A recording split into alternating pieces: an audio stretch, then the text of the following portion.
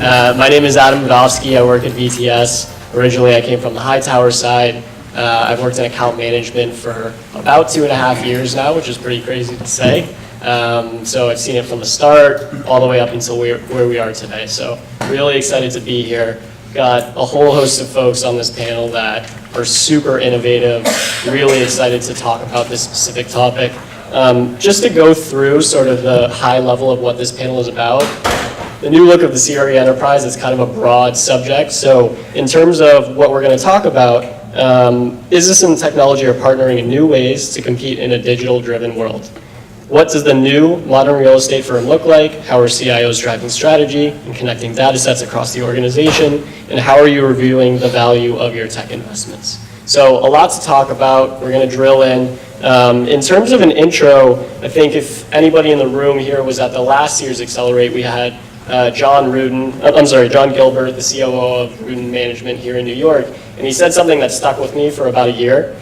He said, if you think you're in the business of commercial real estate, you're wrong.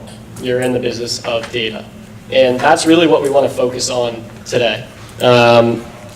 As well, Brandon mentioned it in his introduction, the goal for everyone in this room, a room full of innovators, that's why you're here, is to ensure that you're catching the wave and staying ahead of this technology innovation. So I've got a lot of folks up here with me today. I want to give them each a little bit to introduce themselves, their name, their organization, their role, and what they're excited about. So start with Sara. Hi, I'm Sara Shank. I work at Beacon Capital Partners and head up portfolio management for us. We have been on, we still are on Hightower. We've been on Hightower for about a little over 3.5 years, and are switching over to VTS in a month and a half. Where's Dana? I am Kevin Smith from TH Real Estate, which is the real estate investment arm of TIA CREIT. We've been on VTS kind of since the beginning. Nick and I and Ryan have known each other for probably like 3 or 4 years, and we were one of the first implementers. I oversee asset management, and as you can imagine, TIA CREIT, if you know anything of the background, very, very large portfolio, hundreds of billions of dollars in investments under management. So for us, VTS was a great investment to help us transform our platform, get us better access to data, and we're looking forward to working with them for future rollouts and additional product enhancements. Hello, everybody. Wow, that was loud. My name is Zach Freeman. I am the VP of Leasing at Equity Office. For those of you who don't know Equity, we are a wholly owned subsidiary of Blackstone.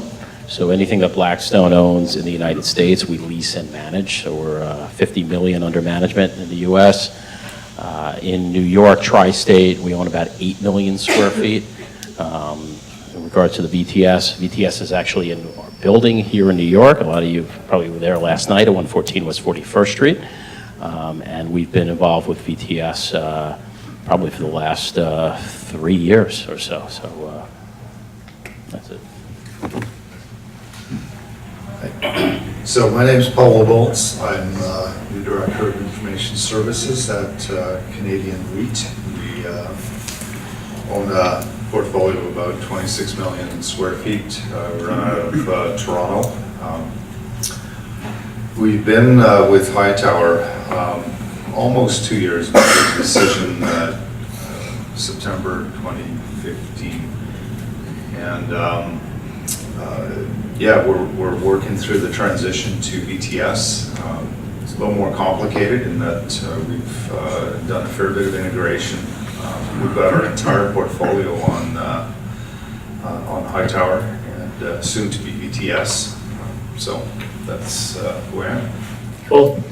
So I think one thing that everybody will note, and what I was most excited about for this panel, is we have somebody from a complete different sort of department or background on this panel. So I'm looking to get just sort of different viewpoints, portfolio management, asset management, leasing, information systems, all on the same topic, because again, this is a pretty broad topic. It's going to be very helpful to view it from different viewpoints. With that said, what I want to do is not keep things very high level. I want to drill in and specifically have everybody in this room take away 2 to 3 things back to their organization that they can say, hey, I sat in on this panel, I heard some great people speak that are really innovative, and this is what we should be doing to future-proof our business. Sound good? Cool. So I'm going to start off with questions for the panelists. We're going to go through those, drill in specifically, have some good conversation, and then probably save 15 or so minutes towards the end for question and answers. So any questions that you guys have, feel free to shout them out. So with that said, to kick things off, I want to start with Sara. I told you I'd pick on you. I want to keep it high level and then drill in from there. How are you making your organization at Beacon Capital more tech savvy and data driven today? So my job as portfolio manager was a new position at Beacon, and it came along at the same time that technology seemed to really take off.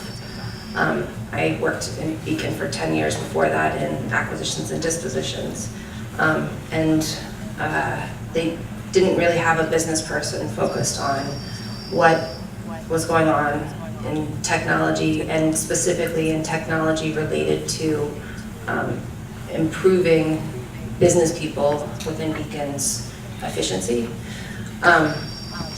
And I find it fascinating. So I spent a great deal of time researching it, looking at it, and really focusing on it. And I think that's a real differentiator for Beacon versus some other firms. I'm really looking at it from a business side, not from an IT side, and saying, does this make sense? Will this help Beacon be a better company?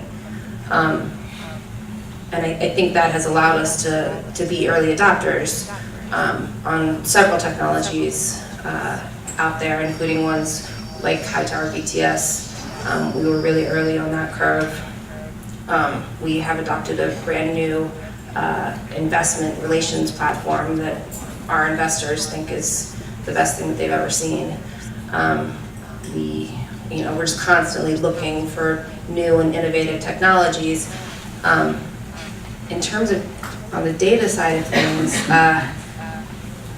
yes, we're trying to look at data and improve data. There's so much data out there, and there's not great ways to look at it. Their VTS Hightower and where they're going is going to be incredibly helpful on the leasing side of things. I don't have a great solution right now on the Internet of Things. I don't think anyone does, but on the Internet of Things, we use Eternoc for our energy, but there's just a lot of data and not a great way to wrangle it from my perspective. So I think for us, we're, obviously, like I mentioned earlier, we're a pretty large organization, and so we tend to rely on partners, so BTS being one of them, but then, there's a whole host of other types of partners out there in the technology space that are kind of developing new and innovative ways to kind of look at data, whether it be building data, tenant data, all of the different types of data. So I think what we've learned over, some really bad lumps in trying to do it ourselves is that, we're good at certain things, we're not good at everything, and the things we're not good at, we need to outsource to other providers and kind of leverage what their understanding and their expertise is. So I think that's probably the best takeaway that I can get from a large organization standpoint, is that there is so much data. To Sara's point, there is so much data out there that, in order to be better informed of that data, we just need to kind of rely on certain people who have an expertise in that. We're real estate people. Generally speaking, we're real estate people. That's what we do. TI CREIT is a big company and it has a lot of other different facets of the business, but from the real estate space or the real estate perspective, our viewpoint is that we don't know certain things, and if we don't know them, let's go out and partner with people, like whether it be building technology, if we don't have in-house engineers that are very well trained on certain things, we'll go out and get that resource. And when you're a big company, you obviously have a lot of capability to do that. Smaller companies may not allow you or afford you the ability to do that, but that's at least our takeaway from how you best work with technology. Okay, so my job is basically to just lease the vacant space in New York City. So obviously the buildings that we own. So my focus mainly is on marketing, increasing the visibility, getting more eyes on the space, more brokers through, and how do I get more bodies through? How do I get more paper as it relates to proposals and term sheets, et cetera? So through that, and I've been involved in a lot of different types of technology from a marketing standpoint. We've looked at companies by the name of Wired. I'm sure a lot of you guys have heard of that. Use them across our portfolio, pretty much in New York. We've used Floored, which was recently purchased by CBRE, which is sort of an interactive means to take a floor plan and add offices, convert offices to cubes on the fly during a tour. So we have that in a lot of our marketing centers. Additionally, we're in the process of developing an app company-wide, which we're actually beta testing at one of our buildings on Park Avenue, which is Park Avenue Tower, which we just unveiled a $30 million capital renovation in the building, which includes a full amenity center with a gym and a kitchen and conferencing area, et cetera, very, very much high end.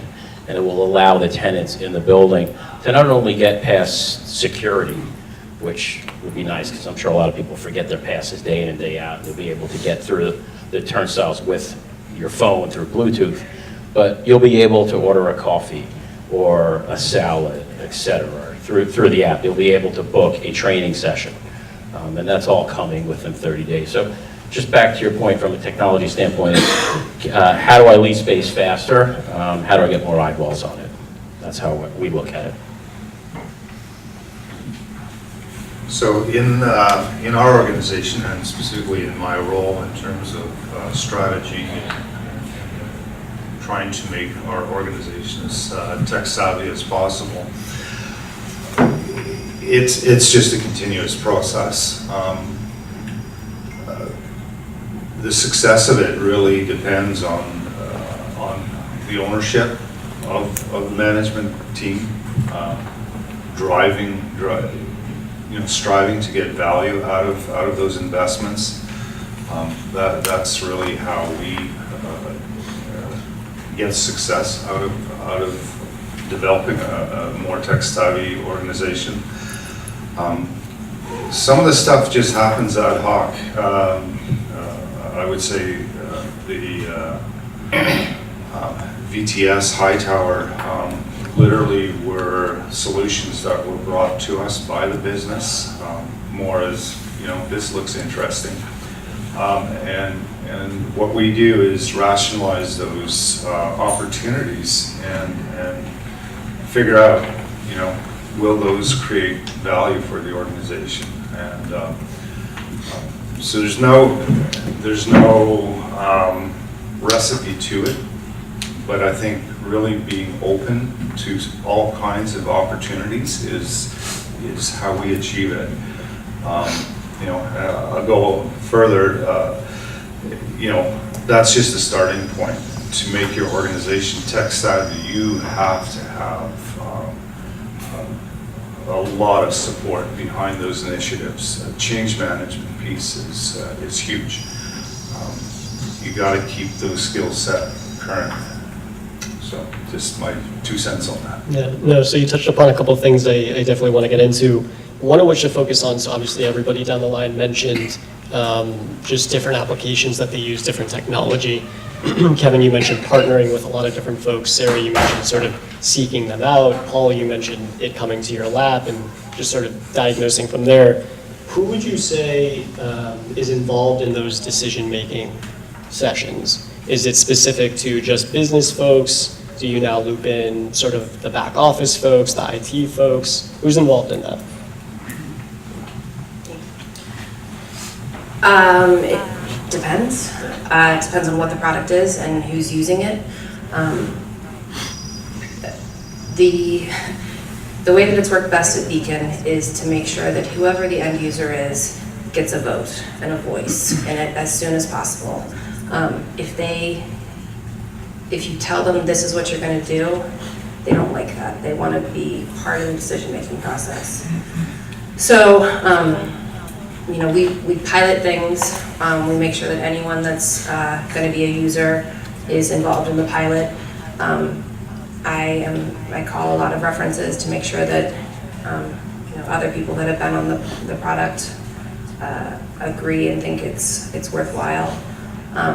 There's definitely groups out there that I respect and look closely at if they passed on something, it's worrisome for me, and if they adopt something, it means that it's passed some rigorous tests.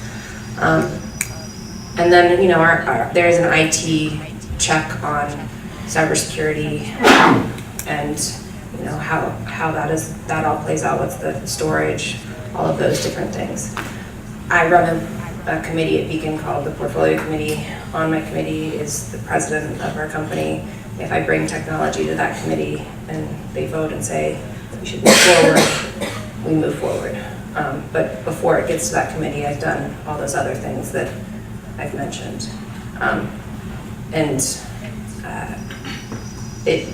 For us, it really has been, there are specific technologies that we've attempted where we didn't pilot and didn't let the user groups opine before trying to adopt them, and it has either not adopted well or been an actual failure. So for us, that's a key learning.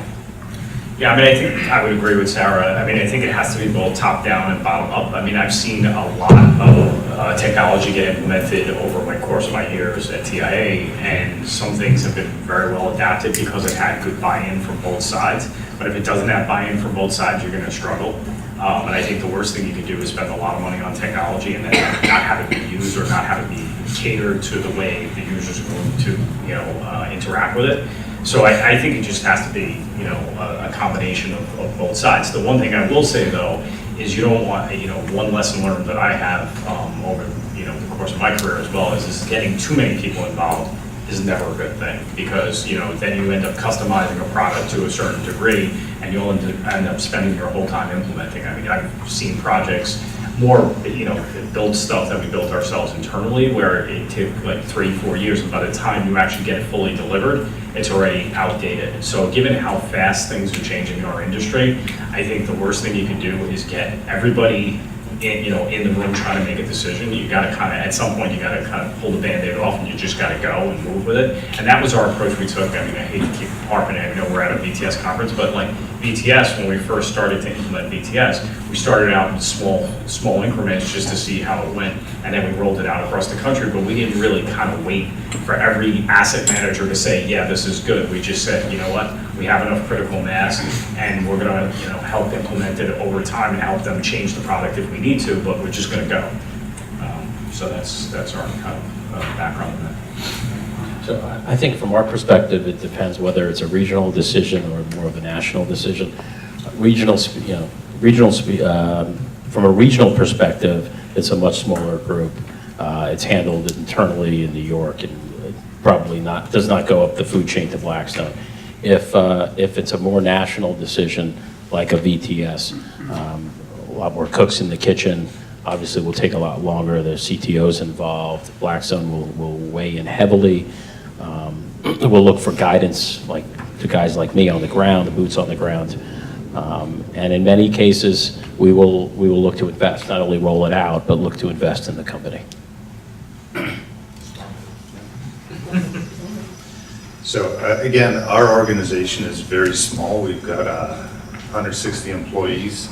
So the decision making process is pretty straightforward.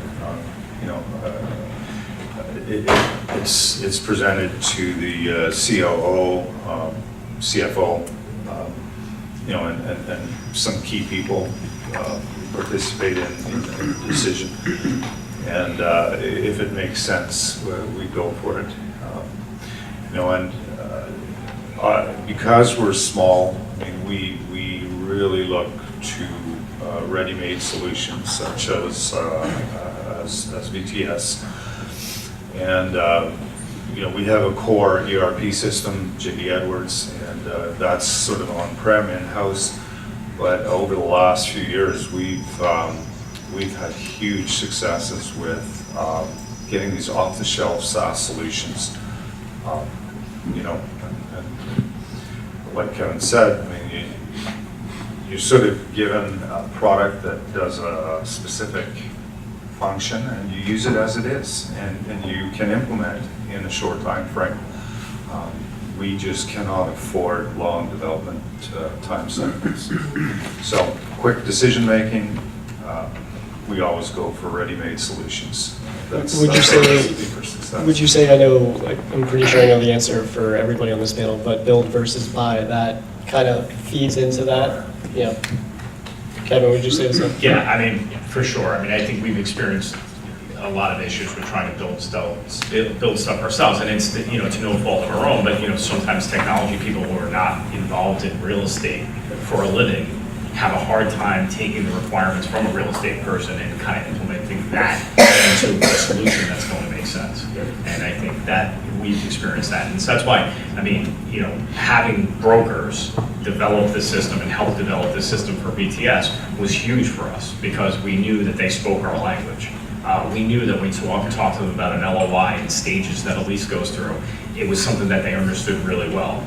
Having that conversation with a technology person who may be working on a fixed income app and working on you know, an equity app, they're not going to understand it the same way. I mean, real estate has its own cadence and its own way of doing things. Super.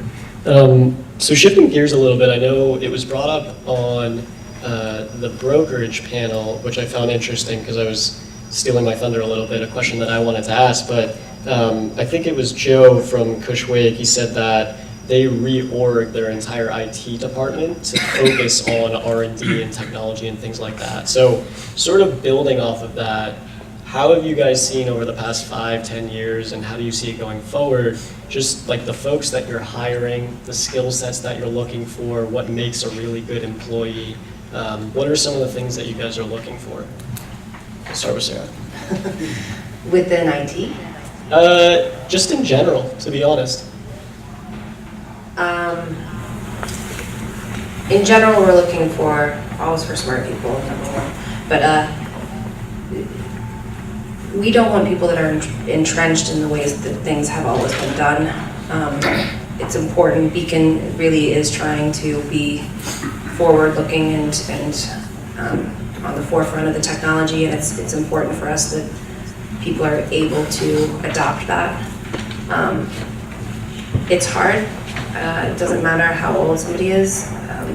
I'm struggling with my acquisition analysts who are in their mid-20s to get them to adopt a cloud-based pipeline for acquisitions and dispositions, which boggles my mind. They'd rather use the Excel. Yeah. That's surprising. It's crazy. But, you know, in general, we are looking for people that don't say, this is the way that it's always been done, this is the way that we're going to do it going forward. It's not easy to find, but when you have win, like for us, BTS, Hightower is a complete win. Asset managers, it saved asset management time instantly and saved, you know, duplication of effort. And when you have wins like that, it makes it easier to say, remember how good Hightower was? If you just spend the time setting up this cloud-based pipeline, it will help you in the same way. So.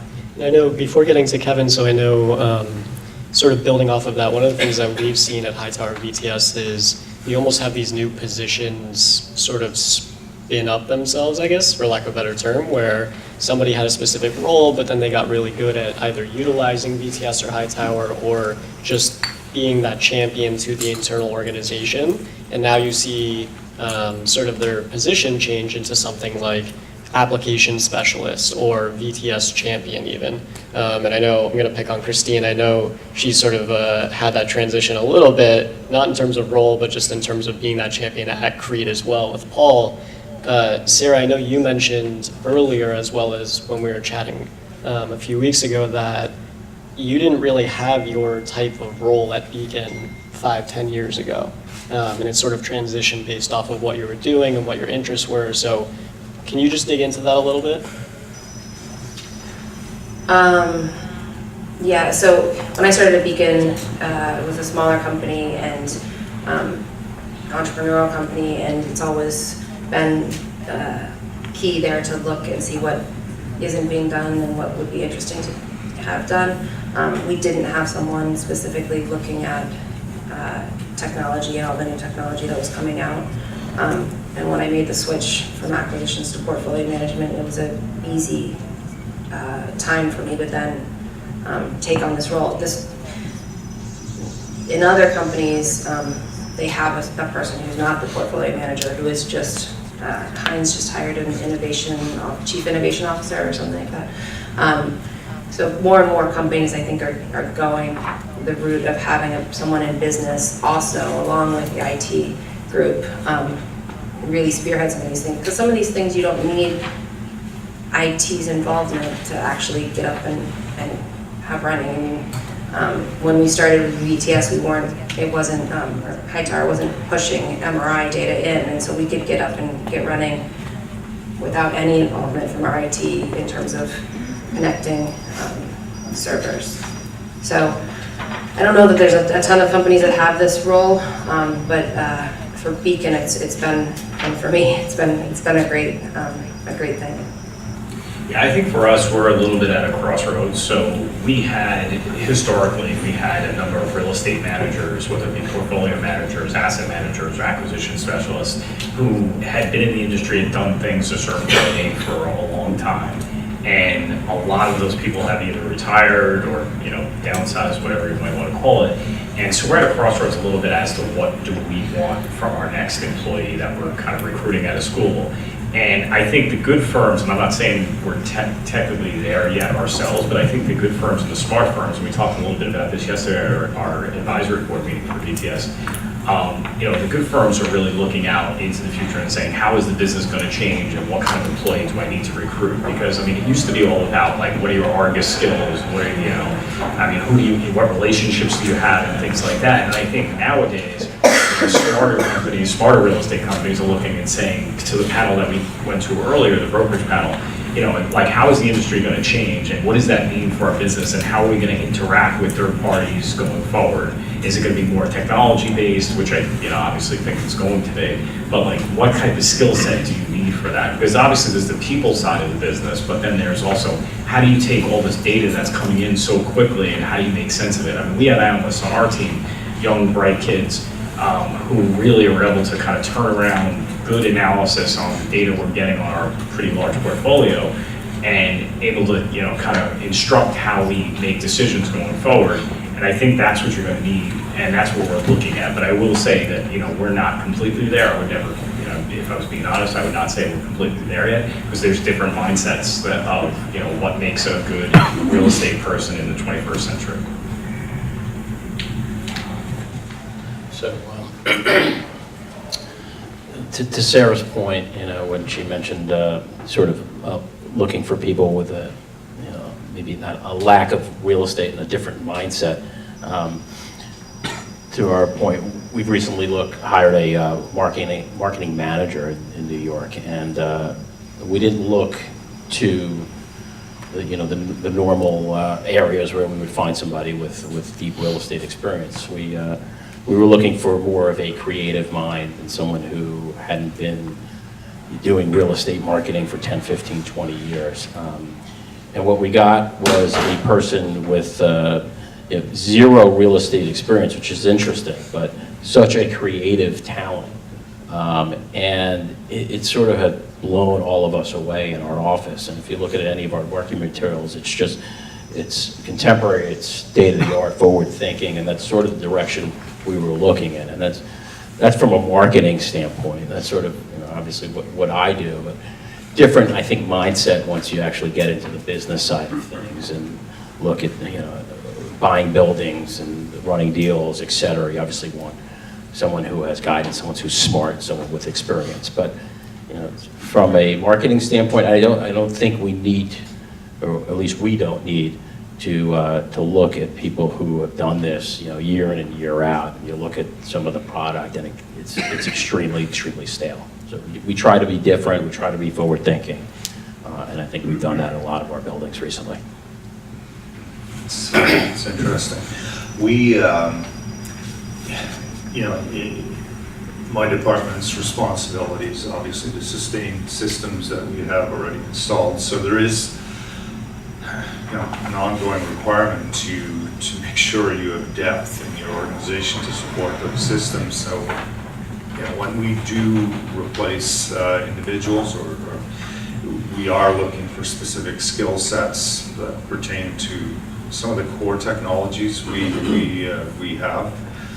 Having said that, I've been pleasantly surprised by a number of individuals who come in sort of out of the blue.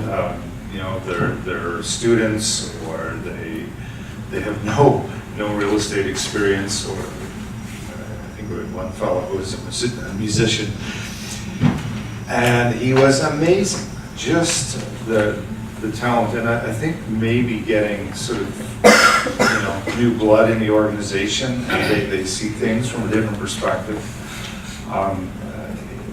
You can be really surprised at what you get, and it takes a little time to train them up, but they also have the gratification of learning something new, which is a big motivator, certainly in technology. People, they want to learn. They want to learn all the time. So creating that opportunity for them is a good thing. Don't always hire exactly what you're looking for. You can get surprised. Yeah, I think just from the VTS side as well, and the Hightower side, like, same exact sentiment. I have no commercial real estate background, coming from a finance background, and was very pleasantly surprised that pretty much everybody that works at our company, same exact story. You know, people from all over, liberal arts, musicians, finance, business, marketing, and I think it's just sort of like an underlying skill set of people that are hungry, people that are analytical, that are curious, that make sort of a cohesive unit. So it's interesting to hear that from the commercial real estate side as well. So a few more questions before we open up for Q&A. So I think everybody in this room, we can all admit we are innovators, right? We're sort of ahead of the curve. There's a reason you're in this room. There's a reason that you're at this conference. You're trying to adopt technology and change your business and the way that you do business. So with that said, even though we're sort of at the precipice, we're at the very beginning stages, now that more and more folks are adopting technology, how do you guys think about maintaining that competitive edge? How do you think about staying one step ahead of the curve? Everybody's looking at leasing and asset management platforms now, for instance. What are some of the forward-thinking things that you guys are thinking about as this is going on? I think that's a real challenge, to try to keep up with the technology. One of the panelists on the broker panel said that he has a database of 3,000 different companies that he was looking at, and I know MIT has similar numbers. There's no way to stay up on top of all of that. So I really rely on friends telling me things that they've seen that they find interesting. I go to conferences like this. I try to read stuff, but it's a struggle. There's a lot happening, and part of what I also always say is that real estate technology is such a big category. I mean, it is everything from parking systems to telco to BTS. Like it's so huge, and there's so many things going on. How do you narrow that? How do you say this is our strategy? There's so many things. We want to focus on this, or we want to focus on these two items. Or do you do that? Yeah. I say we want to focus on office real estate, so I do narrow it down from that. But if there's a product out there that will make us more efficient, make the building run better, make our tenants happier and more sticky to the building, we want to look at it. We don't want to say we'll do that later. We want to make sure that we're looking at it now. So. Yeah, for us, it's kind of scalability. So we tend to look at projects and technology that's going to make us much more scalable. I mean, as big of an organization as we are, we actually run pretty lean in terms of cost. And that's something that our participants and people that invest with us know us for, is just having low cost products. So for us, anything that makes us more scalable would definitely help. I mean, obviously we're interested in the building technology and the things that drive revenue, but on the cost side, I mean, I think that's really important for us. The team that we have that oversees our asset management you would be surprised at how little number of people there are managing this very, very large portfolio. So in order to do that, you really have to have tools that make it scalable. And we're trying to grow with the assets that we have. So it's kind of a challenge. So that's why we kind of focus our attention on the technology that makes us, much more efficient. For me, it's looking at different asset classes, looking at hotels, looking at residential, just trying to stay ahead of the curve. I think commercial was always lagged from a marketing perspective, it's always 5 to 10 years behind for whatever reason. You walk into a commercial building, let's just say in Times Square, and the lobby is so sterile for the most part. You walk into a high-end boutique hotel and you just feel better about yourself. There's music playing, the check-in process is a lot easier. Why aren't office buildings more similar to high-end boutique hotels? They should be. And on Park Avenue, I keep mentioning it, but we removed the check-in process. There's no big desk. You don't walk in. Guards in the lobby are holding iPads like you would in some high-end hotel. And guests are, sorted. Their names are in the technology. We print the pass. So it's just sort of staying ahead on the residential side. They've added amenities to their buildings way before the commercial side has. Over the next 5-10 years, you'll probably see every landlord put some type of amenity into their building if they haven't done so already. So we brought in a high-end, we call it a wellness concierge. The name is FitLore. That they run our fitness center at Park Avenue Tower. This is the first time they've been involved in a commercial type building. So not only can you train with them, but they will do everything from come to your house and cook a meal, they'll bring a chef, they'll do acupuncture, facials, it runs the gamut. So I think you will see that over the next 3 to 5 years in a lot of high-end buildings throughout, not just New York, but throughout the country. Yeah, so,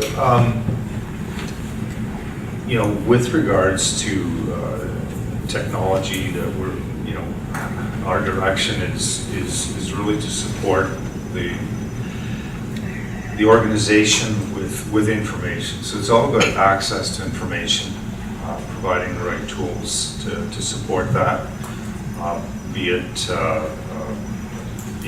just unstructured content, also providing a better reporting platforms, the data side of it. And there are two other new paradigms that are really pushing our direction, and that is collaboration. This whole social media direction, technology on the smartphones, all that. We're really trying to change the culture of the organization to move, to instill that. In fact, we're even looking at doing it sort of more from a physical standpoint. We're moving our office. We're right now sitting in what was a very traditional office with walls everywhere, and we are moving to an open concept office. Yesterday I was taking pictures at the BTS headquarters just for ideas, just to show how, back to our committee, to show them, how it can work, and that is our goal. So the collaboration is key to driving success, more productivity, better ideas, more innovation, and the sharing of information. That's what's so important. The other paradigm is the mobilization of everything. And, again, this is why many of our vendors are providing that for us with their apps, with their mobile solutions. So we're moving ahead with that. But that is a key requirement: is mobile access to information, collaboration, mobilization, and access to information. Yeah. So building off of that collaboration or mobilization rather, when you guys think about in your head like a best-in-class CRE organization, what are the 1 to 2 things that you would always attribute to those organizations today? It could be one word, or you can go into a story, whatever makes most sense. Yeah.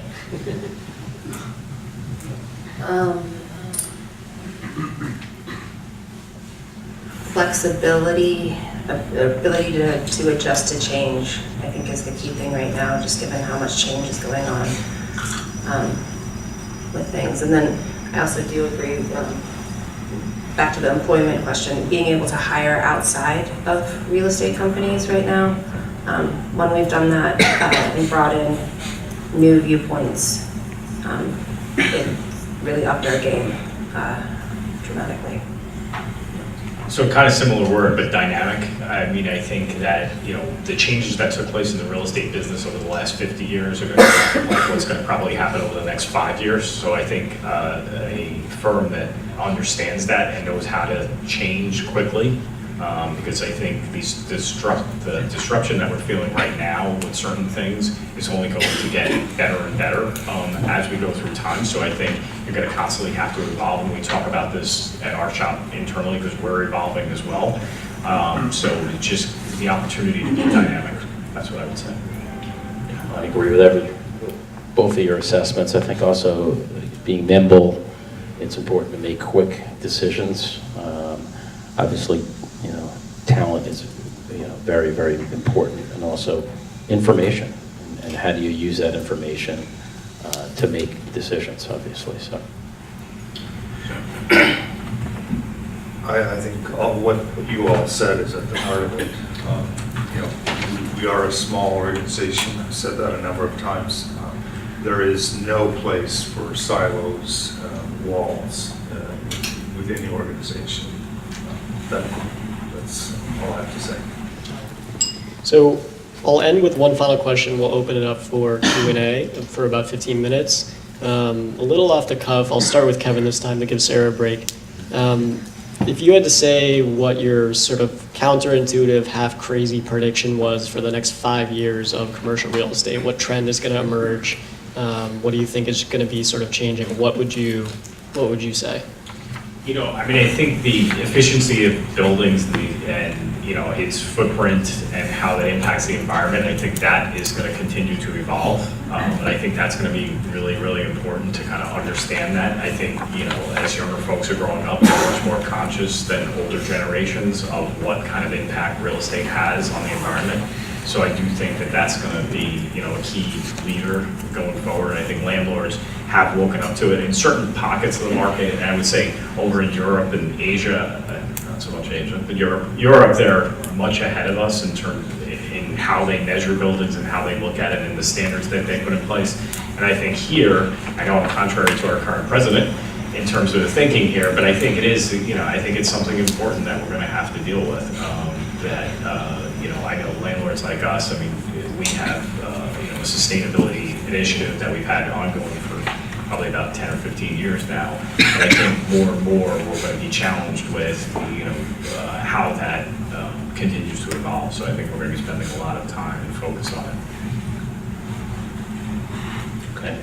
Obviously, the lines have blurred between commercial and residential over the last couple of years, last 5-10 years, but I think over the next 5 years, you'll see it blur even more. I think commercial landlords will insert a lot of services into the buildings if they haven't done so already. Not only just gyms and food services, et cetera, but I think concierge services, car services, the ability to, bring your dry cleaning in. And all that stuff will be very much involved on the commercial side as we move forward. I think in order to compete, landlords are going to have to put those services into their buildings. Yeah, and I was thinking along those lines as well. I think you mentioned, Zach, before that we have to turn these commercial spaces much more like into hotels, right? And I was thinking of, where we will be going in 5 years is probably going way beyond just the bare space and putting in amenities such as telecom, Wi-Fi, so that you have turnkey operations as part of the whole package when you do a deal with the customer, and it's going to go. It's all about service. Yeah, I completely agree. Changing your office building into more of a community is something that Beacon is very focused on. Some residential buildings have done an incredible job with that. and the retention rate for renewals on those buildings are incredible. I don't know that anyone has, or very few landlords have successfully created a community within their buildings. And I think all the things that Zach was mentioning are things that will help that, and I think there will be even additional other opportunities to really try to develop a sense of community in place within that building, which should hopefully lead to more renewals. Great. So we've got about 15 minutes left. I want to sort of shift gears and open up for any questions that you guys might have in the audience. So feel free to just start. Yeah, go ahead, Ken. Sure. So like your organizations, we too are, have an informal committee that's pursuing technology initiatives and, concierge amenities and things like that. One of the challenges that we're running into from time to time is when we come across an idea that we think is good. Some of I would say the younger team members are on board and willing to adopt and willing to accept this, but are more senior level or older individuals that are in positions of influence are less likely to be willing to do that because of having done things in one way for so long. I was wondering, and so what they look to do is, have quantifiable results that come out of, by implementing some of these, which it's tough to do to quantify some of this new technology that is, just entering the market. So I was wondering if you had any situations that, or strategies that you use to get these people to come along and to, buy into these newer ideas that are being presented. One approach is a tweener approach, which is what Beacon does often. Is what? A tweener approach. So with VTS, the younger people input it, are in it on a regular basis, but when we do the leasing,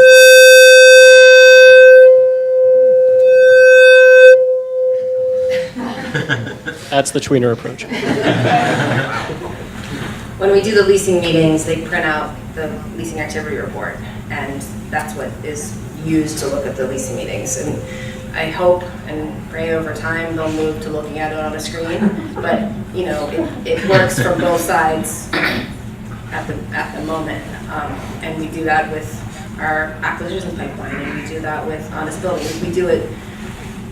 The people who are willing to enter things in and look at it on the screen do that, but it also creates reports that senior level people can see on paper, which they still prefer. And, from a marketing standpoint, how do you, Greg, this is Greg. How do you, I agree it's really hard to quantify ROI on something like that, but when you're actually talking to the end user, how do you say this is a differentiator, that we have these services, that we have this level of customer care, this white glove, bringing in the hospitality level into an office environment? How are you qualifying that and communicating that to the end user? Well, if it's, I think the microphone's on. Hello? It's working. If it's built, we walk them through it. If it's constructed, it's part of the tour process. It's probably 50% of the tour, showing the amenity space, and it's typically it starts in the amenity space because for the most part it's the nicest part of the tour. It's memorable, so they could feel, they could touch it. The problem is when you're marketing it and you don't have a finished product to show. And Kevin and I were just talking about that before this panel. It's hard for end users to envision what the finished product will look like. And typically, those spaces won't necessarily lease until the capital renovation is completed. People rarely have vision to see, even though you're showing them nice glossy renderings, and typically we have animated movies, and we have it all. But they want to feel, touch it, and see that it's, you're building to that same spec, and they want to see how it runs, the service level. So, But are you qualifying that and saying, okay, your rent's going to be $2? dollar-wise, yes. So, I mean, yes, we'll run pro formas, et cetera, and we'll do a whole analysis, as the cost-benefit analysis as it relates to that. And Yeah, I mean, here in the city, I mean, and all over the country, there's definitely a lot of examples of where people have added amenities to their buildings and technology and things like that make your life easier. And they've seen, I mean, I know you've seen, Zach's seen it, increase in rents, and that's usually how you justify it. The good thing is that there's a lot of examples to use, but back, probably 4 or 5 years ago, there weren't as many examples, so it was very challenging to kind of make that argument because you were kind of doing it based upon somewhat of a educated guess that you'll get some kind of increase in rents. And I think there's numerous buildings around the country that have put in even smaller amenities and gotten uplifted rents. I mean, people want to, the unfortunate fact is we're all working longer hours. And so when you're there, so this concierge concept is something that we've been talking about doing in our portfolio because people are spending 14, 16 hours a day at work, and maybe they're not working the whole 14, 16 hours, they're going out, coming back. But the reality is there's a lot of, different things you need to do while you're still working, which is, whether it's getting your dry cleaning or getting an appointment for your pet or something like that. I mean, those are all things that people usually do in their spare time, but if they're spending it at work, you need to give them that ability to do it, and you do it through a technology platform, because if you have to pick up and call somebody in today's day, the millennials and, the generation that comes after them, they're not going to want to pick up the phone. They're going to want to do it on their app on their phone within 6 seconds. So that's what we're trying to cater to. I'd like to throw in a question there as well. Sort of on that same topic, like you mentioned, folks spending just longer hours working at the office. I read a recent article about just remote working and working from home, and there's pretty vast differing opinions on just that whole topic in general. What have you seen, not only in your tenants, but also just at your companies in terms of remote work? Can I take that one? Yeah. Okay, so it's kind of interesting. So TIA about 4 or 5 years ago came up with this grand plan that we were going to save money on office space, forgetting that we actually own a lot of real estate. And so they implemented an alternative workspace solution thing where we downsized and allowed people to work from home. And we've had mixed results, like I think a lot of companies have had, and you probably heard recently that IBM decided to kind of do away with their work from home strategy, and other Yahoo did it as well. So what we've seen is that people have had, pretty much mixed results, and I think a lot of people are now kind of, because of the collaboration word, people are doing away with that because they're kind of getting this feeling that, like, while it was well intended to save money on real estate, at the end of the day, it kind of had another cost, which was basically to kind of lose some of the collaboration that you have. And I think that there's been studies that show that, like when people are in, whether they're running into each other in the hallway or things like that, there's better productivity. So our company, and that's the reason why I wanted to take this, our company I should say our division, which is the real estate division of TIA, just decided recently that they're going to do away with the work from home process, or, going forward. So it's interesting because I live in Connecticut and I work from home 1 or 2 days a week, usually 1 day. And I find that, it's nice to have the ability to work from home, but at the same time, you do feel a little bit somewhat disconnected when you're not in the office, especially if the office where you're at is the market that you're covering, which makes it a little bit more challenging to do it from a remote location, so. Well, have to wait for a mic or? Okay. So, Sara, I'm actually doing something very similar as you at Prudential Real Estate, and one of the challenges that we kind of see in adopting a lot of these new, software as a service type of cloud deliveries is there's going to be a lot of fragmentation with it, especially with smaller groups, and there's very specialized things. There's so there's groups that will do lease abstraction, for example, and there's groups that will do benchmarking for your expenses. So how do you look at that fragmentation and all the multiple logins that people are going to have to generate, and really just having a massive arsenal of technology? I complain often to Hightower about more and more integration. Is the first thing I do. But no, it's a problem, definitely. I do try to keep in mind who's piloting what, how many things do they already have on their plate. Is there a chance that there will be integration of those in the future? And how much time does it actually save them versus what we're doing now? Like, is it still worth their while to have yet another thing? You originally started off asking about big data. I worry so much about the data and how many dashboards are people going to look at every day or every month? Like, you've got so many things for people to look at, and it's a real concern. So the more that companies can start to sync together, the better and easier everything becomes. So, do you have any good solutions? Probably just push groups like BTS Hightower to integrate more. I mean, that's, common login, I think, would be something that would help a lot. Yeah. And common dashboard, because. Yeah. So that's something we've done is, move towards integration. It obviously gives benefits, so you're entering information in one place and it floods across to other platforms for reporting or for dashboards. But also the navigation, single sign-on is an easy place to start. Ultimately, what you're striving to do is take all of your systems and present them as one platform for the organization. That's where you want to go. And it takes time. And Sara, you raise a good point in that, where the reporting is done. Every application has its own reporting platform, and really, ultimately, to reap the most benefit of all that data is to present it in one place, or make it look like it's coming from one place, and correlate it.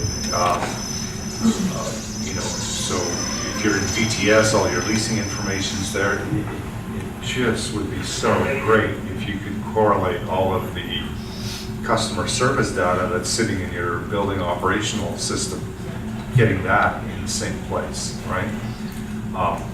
That stuff should be accessible from whatever perspective you're coming at. If you're a leasing person, you should be a click away from the customer service information that could be originating in a completely different system. I think we have time for one more question quickly.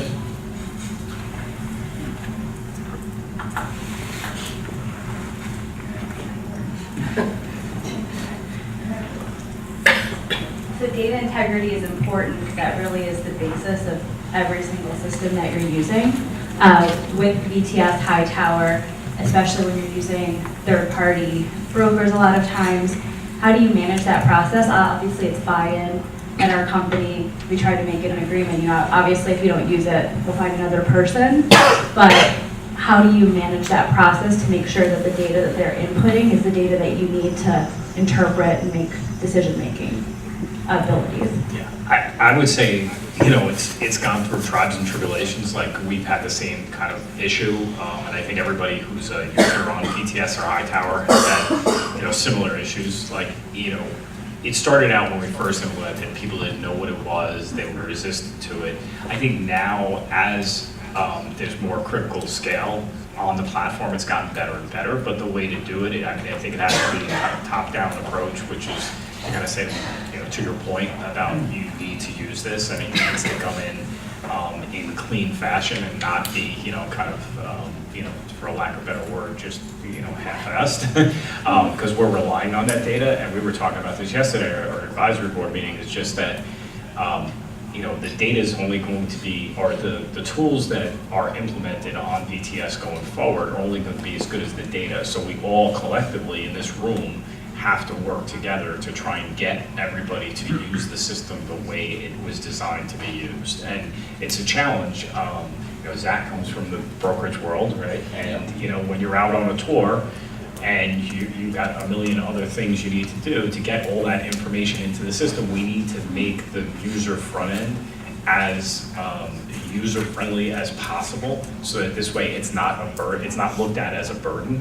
Because ultimately, at the end of the day, if your client is telling you that you need to do this is basically, make it as easy as possible. Don't make it 12 clicks to get into something. Make it, 1 or 2 clicks and, be able to kind of be on your way. I think that's how you do it. You develop a product that it makes it easier for them to not resist it.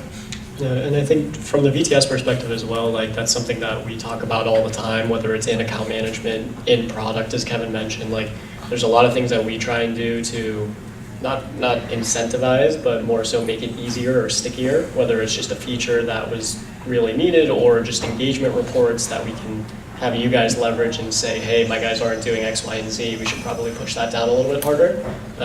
It's definitely like a collaborative effort. But so with that, thank you everybody for joining. I hope we achieved our goal of having our minds blown by these innovative folks up here with me, taking back to your organizations a few actionable insights, and we'll see you around. Thanks.